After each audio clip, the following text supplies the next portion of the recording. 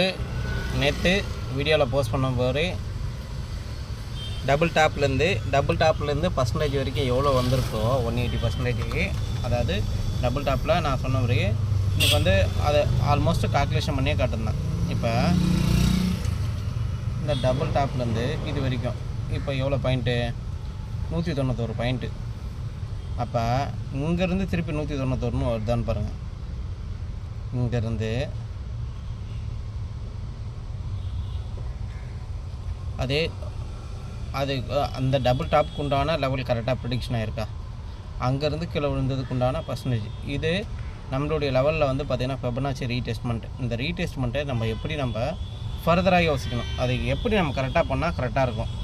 இது வந்து எல்லாேருக்கும் சூட்டபுள் ஆகுமானா, ரொம்ப நாள் ஜேர்னி பண்ணுறவங்க இருக்கவங்களுக்கு சூட்டபுளாக இருக்கும் ஃபெபனாச்சி ரீடெஸ்ட்மெண்ட்டு. இதுக்கப்புறம் ஃபாலோ ஆகுமான்னு கேட்டிங்கன்னா, ஃபாலோ ஆகிற ஒரு சான்ஸ் கொஞ்சம் கன்சல்ட் மூட் ஆகிறதுக்கு வாய்ப்பு அதிகமாக இருக்கும். அப்படி ஃபாலோ ஆச்சுன்னா மேபி இந்த இடத்துக்குள்ளேயே அது ஒரு கன்சல்ட் மோட்லேயே இருக்கும். இதை விட்டு பிரேக் பண்ணும்போது தான் 3 மந்த்தினுடைய ஐக்கு நியர்பையில் வர்றதுக்கு வாய்ப்பு அதிகமாக இருக்கும். அப்போ கோல்டு இந்த இடத்துல வந்து பார்த்திங்கன்னா ஆல்மோஸ்ட் உங்களுக்கு என்ன சொல்லணும்னா, இந்த மாதத்தினுடைய மந்த்லி 127, 3 மாதத்தினுடைய 127 ரிவர்சல் பாயிண்ட்டு, அதாவது ஃபெப் லெவலில் 127 ரிவர்சல் பாயிண்ட்டு டவுன் ட்ரெண்டில் இருக்கும்போது அதனுடைய டவுன் வச்சுன்னா அந்த இடத்துல இந்த ரிவர்சல் எடுக்கிறதுக்கு உண்டான ஃபார்மேஷன்.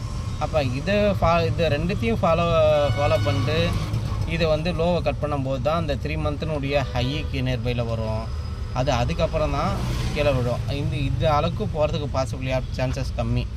ஏன்னா திருப்பி வந்து பார்த்திங்கன்னா இதை வாங்கிறதுக்கு அக்ரிசிவான மோடில் உடனே எல்லோரும் பை பண்ண தொடங்கிடுவாங்க. அப்போ வந்து திருப்பி இந்த கட்டத்துக்குள்ளே மேபி ஃபாலோ ஆச்சுன்னா இது வரைக்கும் தான் ஃபாலோ ஆக போகுது. அப்போ சப்போர்ட் ஆச்சுன்னா இதுக்குள்ளேயே சப்போர்ட் எடுக்க போச்சுன்னா இதுதான் சப்போர்ட்.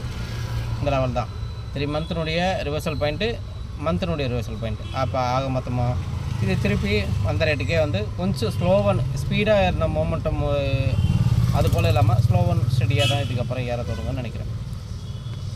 சரிங்களா?